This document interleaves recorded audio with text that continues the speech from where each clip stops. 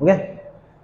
So hello guys, क्या हाल चाल है आप लोगों के? मैं बहुत बढ़िया हूं। आज जो है हम स्टार्ट करने वाले हैं, जैसा कि आपने पढ़ ही लिया होगा पीछे, अर्थमेटिक प्रोग्रेशन। क्या स्टार्ट करेंगे आज हम? Arithmetic progression. What is basically arithmetic progression? क्या है, ऐसी कौन सी चीज है जिसे हम क्या बोलते हैं? एपी। शॉर्ट फॉर्म है इसका एपी। ठीक है, एपी इसका एक शॉर्ट फॉर्म है। AP is what? Arithmetic progression क्या है, हम इस चीज को समझेंगे। ठीक है, सबसे पहले हम डेफिनेशन की बात करते हैं। अर्थमेटिक प्रोग्रेशन की डेफिनेशन। अर्थमेटिक प्रोग्रेशन की डेफिनेशन क्या है? The sequence of numbers. ठीक है, जरूरी नहीं है कि ये नंबर्स ही ये हो सकता है कि कोई वेरिएबल भी हो सकते हैं या कुछ और भी चीज हो सकती है, लेकिन हम यहां इसको नंबर से ही डिनोट करेंगे। The sequence of numbers whose preceding terms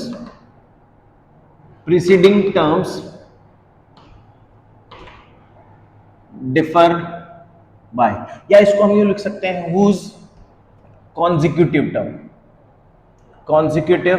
term differ by same difference या सेम नंबर, या हम कुछ भी बोल सकते हैं। ठीक है, कोई भी एपी की जो टर्म होती है, समझना बात को, कोई भी जो एपी का सीक्वेंस होता है, कोई भी नंबर होता है, अगर वो सीक्वेंस के कॉन्जिक्यूटिव टर्म्स मतलब एक के बाद एक आने वाली टर्म्स, ठीक है, कॉन्जिक्यूटिव टर्म्स अगर डिफर करती है सेम कॉमन डिफरेंस से, अगर डिफर करती है किससे? सेम कॉमन डिफरेंस से, तो वो हमारी क्या है? Arithmetic progression. वो हमारी क्या है? Arithmetic progression. अगर मैं बात करूं इसकी जनरल सीक्वेंस की, अगर मैं इसकी बात करूं जनरल सीक्वेंस की, वो सीक्वेंस क्या होगा? यहां देखो मैंने कुछ पॉइंट्स लिख रखे हैं आप लोगों के लिए कि आज हम इस लेक्चर के अंदर किस किस चीज को कवर करने वाले हैं। हम कवर करने वाले हैं डेफिनेशन को, हम कवर करने वाले हैं फर्स्ट टर्म के बारे में, हम कॉमन डिफरेंस के बारे में पढ़ेंगे, और आज हम nth टर्म के बारे में पढ़ेंगे, और क्वेश्चंस जो है ना हम नेक्स्ट लेक्चर में करेंगे। बेसिकली आज मैं आपको इसका फंडामेंटल बिल्कुल क्लियर करने वाला हूं कि फंडामेंटल होते क्या है और इसमें क्या क्या चीजें काम आती है। अगर मैं इसके जनरल सीक्वेंस की बात करूं, तो जैसे मैंने यहां लिख रखा है फर्स्ट टर्म, क्या लिख रखा है यहाँ पे? First term. हमारी फर्स्ट टर्म क्या मान लेते हैं हम इसको? फर्स्ट टर्म बराबर ए। क्या मान लिया? ए। मतलब मैंने ये बोला कि जो सीक्वेंस में लेने वाला हूं उस सीक्वेंस की पहली टर्म कौन है? ए। ठीक है, और इस सीक्वेंस का कॉमन डिफरेंस, मतलब जो डिफरेंस आने वाला है दो टर्म्स के बीच में, वो क्या है? डी। वो क्या है? डी। अगर पहली टर्म क्या है? ए, और कॉमन डिफरेंस क्या है? डी, तो इसको मैं क्या करूंगा? इसको मैं एपी बनाऊंगा। इससे एपी कैसे बनाऊंगा देखना। अगर मेरी फर्स्ट टर्म ए है और ए में मैं अगर डी करता हूं तो मेरी दूसरी टर्म रेडी हो जाती है। ए में मैं अगर डी, इस ए प्लस डी में मैं अगर डी ऐड करता हूं तो ए प्लस 2डी हो जाता है। अब देखो, इस a प्लस 2d के अंदर मैं दोबारा d ऐड करूंगा तो a का a और प्लस 3d। इस सीक्वेंस को क्या लिख दूंगा कि a प्लस 3d, और ऐसे ये कहानी चलती जाएगी कहां तक? nth टर्म तक। कहां तक चलती जाएगी? nth term. अब ये सब n क्या है? n वो नंबर है जो मुझे नहीं पता है कि कहां है। n वो नंबर है तो मुझे नहीं पता है कि वो कहां पर है, मुझे नहीं पता है कि कौन से नंबर के सीक्वेंस के बारे में बात कर रहा हूं, मुझे नहीं पता है कि वो उसकी वैल्यू क्या है, तो इसलिए मैंने उसको क्या ले लिया? n ले लिया। जैसे हम लेते हैं ना area of triangle equals to length, area of triangle equals to half into base into height. ना तो मुझे लेंथ पता है, ना मुझे हाइट पता है, ना मुझे बेस पता है, तो मैंने क्या किया? b और h ले लिया, बेस और हाइट ले ली। उससे मुझे क्या होगा कि जहां भी बेस की वैल्यू कुछ भी दी गई है या हाइट की कुछ भी वैल्यू दी गई है, वो वैल्यू पुट करके मैं निकाल लूंगा। इसी तरह से हमारे पास क्या होती है? nth टर्म होती है। ठीक है, तो ये पहली बात है हमारी, इसे हम बोलते हैं कॉमन सीक्वेंस या जनरल सीक्वेंस जो होता है वो होता है ये एपी का। ठीक है, अब मैं कुछ प्रैक्टिकल एग्जांपल्स लेता हूं आपके सामने एपी के। जैसे मैंने सपोज करो कोई एक सीरीज ली 3, 5, 7, 9, 11, 13 एंड सो ऑन, ये आगे चलती जाएगी। समझ में आ ही गया होगा ये सीक्वेंस क्या है? सारे ऑड नंबर्स का सीक्वेंस है, सारे ऑड नंबर्स का सीक्वेंस है। तो अब एक बात मुझे समझ में आ रही है कि मैं अगर 3 से 5 पे जंप करता हूं तो मुझे कितने स्टेप चलने पड़ेंगे, 2 स्टेप। अगर मैं 5 से 7 पे जंप करता हूं तो वही 2 स्टेप। 7 से मैं अगर 9 पे जंप करता हूं तो वो 2 स्टेप। तो 9 से 11 पे जंप करता हूं तो वो 2। 11 से 13 पे जाता हूं तो वो 2। तो क्या हो रहा है, हर जगह मैंने एक ही चीज को सीक्वेंस रखा है। अगर मैं 5 में से 3 माइनस करूंगा तो मेरे पास कितनी वैल्यू आ रही है, 2। अगर मैं 7 में से 5 माइनस करूंगा तो मेरे पास कितनी वैल्यू आ रही है, 2। अगर मैं 9 में से 7 माइनस करूंगा तो मेरे पास कितनी वैल्यू आ रही है, 2। अब मेरे पास क्या हो रहा है, हर बार यही कॉन्जिक्यूटिव टर्म होती है। जो आगे पीछे वाली टर्म्स हैं ये कॉन्जिक्यूटिव टर्म है, ये इसके कॉन्जिक्यूटिव है दोनों, ये दोनों एक दूसरे के कॉन्जिक्यूटिव है, ये दोनों कॉन्जिक्यूटिव है। तो ये आगे पीछे वाली जो टर्म होती है ना, इन्हें हम बोलते हैं कॉन्जिक्यूटिव टर्म्स। और कॉन्जिक्यूटिव टर्म्स के बीच में मैं देख रहा हूं हर बार डिफरेंस कितने का आ रहा है, सिर्फ और सिर्फ 2 का। कितने का आ रहा है, 2 का। तो वो 2 का जो डिफरेंस आ रहा है ना, इसका मतलब ये सीक्वेंस क्या है, ये सीक्वेंस एपी के अंदर है। तो अब समझ में आ गई होगी बात। तो जो सबसे इंपॉर्टेंट रोल प्ले कर रहा है वो कौन है, साला ये कॉमन डिफरेंस ही तो है भाई। ये कॉमन डिफरेंस ही रोल प्ले कर रहा है। ये क्या है, मतलब यूं बोल सकते हैं हम इसको कि ये गब्बर है शोले मूवी का। यही क्या करता है, पूरी कहानी को रेगुलेट कर रहा है, और पूरी कहानी को रेगुलेट करके हमारे पास एक सीक्वेंस बना के दे रहा है। जैसे एक एग्जांपल मैं और लेता हूं, एक एग्जांपल और लेता हूं। जैसे मैंने लिया, सपोज करो 1/5, दूसरी टर्म भी ले ली 1/5, तीसरी टर्म भी ले ली 1/5, चौथी टर्म भी ले ली 1/5, पांचवी टर्म भी ले ली 1/5। और मैं देखता जा रहा हूं कि ये टर्म जो है आगे तक भी पता नहीं कहां तक मुझे पता नहीं है कि कहां तक जा रही है। ठीक है, सो ये जो टर्म है ना, ये टर्म कितनी है, 1/5। अब मैं देखता हूं कि इन दोनों के बीच में डिफरेंस कितना है। इन दोनों के बीच में डिफरेंस मुझे पता पड़ गया कितना है, 0। इन दोनों के बीच में मुझे डिफरेंस पता पड़ गया कितना है, 0। इन दोनों के बीच का डिफरेंस मुझे पता पड़ गया 0।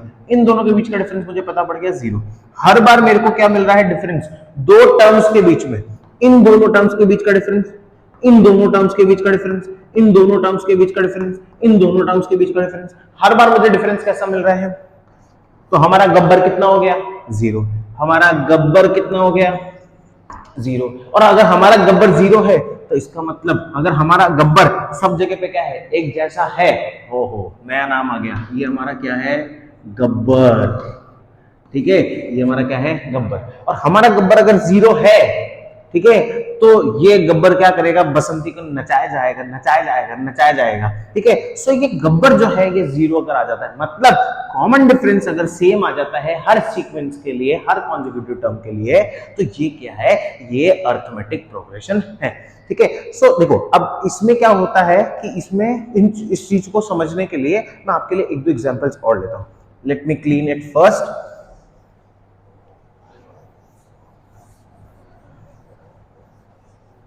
ठीक है, जैसे दोबारा हम एक एग्जांपल और लेते हैं। मैंने सपोज करो एक लिया √2, एक लिया √3, एक लिया √4, एक लिया √5। ये एनसीईआरटी का क्वेश्चन है शायद तक।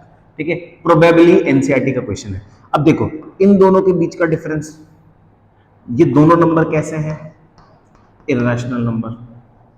कैसे नंबर है, इर्रेशनल। और मेरे को रूल पता है, अगर मैं इर्रेशनल में से इर्रेशनल को माइनस करूंगा तो मेरी वैल्यू वैसी की वैसी रहेगी, जब तक ये दोनों इर्रेशनल वैल्यूज क्या हैं, सेम नहीं है। मतलब इनका जो दोनों का √3 वाला पार्ट है, अगर ये √2 √3 होता तो ये सॉल्व हो जाता, लेकिन ये सेम नहीं है, इसलिए यहाँ पे कॉमन डिफरेंस सेम नहीं है।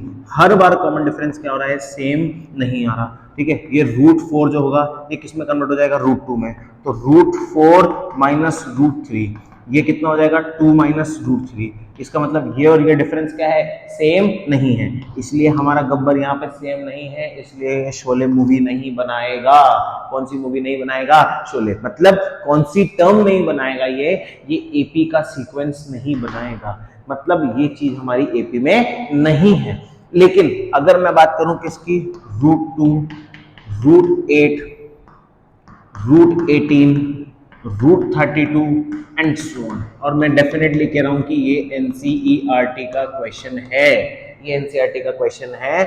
और आप जब चेक करोगे एक्सरसाइज 5.1 तो उसके अंदर आपको ये सीक्वेंस देखने को मिलेगा, ये टर्म देखने को मिलेगी। सो ये √2 हमारा कैसा रहेगा, √2 सिंप्लीफाई कर लेते हैं। √8 हमारा कैसा हो जाएगा 2√2, √18 कैसा हो जाएगा 3√2, √32 कैसा हो जाएगा 4√2। ठीक है, और ये सीक्वेंस ऐसा चलता जाएगा। अब मैं यहाँ पे कॉमन डिफरेंस निकालता हूं कि 2√2 में से √2 माइनस करता हूं तो कैसे निकलेगा √2। अब देखो क्या है समझना, ये है डेयरी मिल्क कंसेप्ट। ठीक है, डेयरी मिल्क कंसेप्ट कैसे समझना, ये मेरी क्या थी डेयरी मिल्क, ये मेरी क्या थी डेयरी मिल्क, यहां मेरे पास कितनी डेयरी मिल्क है 2, कितनी डेयरी मिल्क है 2, और यहां मेरे पास कितनी डेयरी मिल्क है 1। अब 2 में से अगर 1 को माइनस कर दूंगा तो मेरे पास कितनी डेयरी मिल्क बची भाई, 1 ही डेयरी मिल्क बची ना। लेकिन अगर इसको इस कंसेप्ट का समझो, ये मेरी क्या थी 5 स्टार और ये मेरी हमेशा की तरह डेयरी मिल्क। अब 5 स्टार में से डेयरी मिल्क माइनस हो सकती है क्या, नहीं हो सकती, इसका मतलब ये सीक्वेंस एज इट इज रहेगा। लेकिन डेयरी मिल्क में से डेयरी मिल्क माइनस हो सकती है, इसलिए ये क्या हो गया डेयरी मिल्क माइनस हो गई। तो √2 मेरा कॉमन डिफरेंस आ रहा है, इसको समझेंगे। 2√2 में से √2 माइनस किया तो कितना आया √2, फिर 3√2 में से 2√2 माइनस किया तो कितना आया मेरा √2, फिर 4√2 में से 3√2 माइनस किया तो कितना आया √2। हर बार मेरा गब्बर कैसा आ रहा है सेम, मतलब मेरे कॉमन डिफरेंस की वैल्यू कितनी है √2, कॉमन डिफरेंस की वैल्यू कितनी है √2। ठीक है, तो क्या है ये सीक्वेंस क्या है, ये सीक्वेंस एपी है और ये सीक्वेंस एपी नहीं है क्योंकि कॉमन डिफरेंस सेम नहीं है। ठीक है, अब तुम्हारे दिमाग में कंफ्यूजन चल रहा होगा सर ये कॉमन डिफरेंस कैसे निकाल रहे हो, हमको तो समझ में नहीं आ रहा, हमारे तो समझ में नहीं बैठा। देखो कॉमन डिफरेंस निकालने का सबसे बढ़िया फंडा है कि जो बाद वाली टर्म है, जो बाद में आ रही है, ठीक है प्रीसीडिंग टर्म, ये जो बाद में आ रही है टर्म, इस टर्म को पहले वाली टर्म से क्या कर दो माइनस कर दो। ठीक है, इस वाली टर्म को क्या कर दो माइनस कर दो। जैसे पीछे वाली टर्म में से लिख देता हूं मैं, पीछे वाली टर्म में से आगे वाली टर्म माइनस हो जाएगी। ये पीछे वाली टर्म थी, ये आगे वाली टर्म थी, दोनों में क्या कर दोगे माइनस कर दोगे तो तुम्हारा क्या होगा आंसर आ जाएगा। और क्या आएगा इससे आएगा तुम्हारा कॉमन डिफरेंस। क्या आएगा कॉमन डिफरेंस। आ गई बात समझ में, इससे तुम्हारा निकल जाएगा क्या कॉमन डिफरेंस। ठीक है, आ गई होगी मेरे हिसाब से बात यहां तक समझ में। अच्छा, अब तुम्हारे दिमाग में कंफ्यूजन चल रहा होगा सर ये कॉमन डिफरेंस तो आपने निकाल दिया, लेकिन कई बार सीक्वेंसेस ऐसे हो जाते हैं। चलो एग्जाम्पल ही लेते हैं। ठीक है, आई होप यहां तक तो तुम्हें समझ में आ गया होगा। ठीक है, एक सीक्वेंस में ले लेता हूं। ठीक है, जैसे सपोज करो कि एक सीक्वेंस उल्टा चल रहा है। ठीक है, अरे यार मेरे को वो नहीं मिटाना था, कोई बात नहीं। ठीक है, अब सपोज करो एक सीक्वेंस उल्टा चल रहा है। मेरे पास क्या था 42 से ये हो गया 40 से ये हो गया 38 से ये हो गया 36 से हो गया 34 से हो गया 32, और सब्ट्रैक्शन मुझे ज्यादा नहीं आता है, मैथमेटिक्स मेरी वीक है थोड़ी सी। ठीक है, सो क्या होगा कि ये जो सीक्वेंस है, अब ये तो सीक्वेंस उल्टा चल रहा है, तो यहां कॉमन डिफरेंस कैसा निकलेगा, यहां जो कॉमन डिफरेंस होगा वही सिस्टम है कि पीछे वाली टर्म में से आगे वाली टर्म माइनस कर दो, पीछे वाली टर्म में से आगे वाली टर्म माइनस कर दो, तो हमारे पीछे कौन सी थी 40, आगे कौन सी थी 42, माइनस करेंगे तो माइनस का 2। तो साहब आपने तो बताया था सर कि कॉमन डिफरेंस पॉजिटिव होता है। कॉमन डिफरेंस कैसा भी हो सकता है, कंक्लूजन यहां से क्या निकलता है कि कॉमन डिफरेंस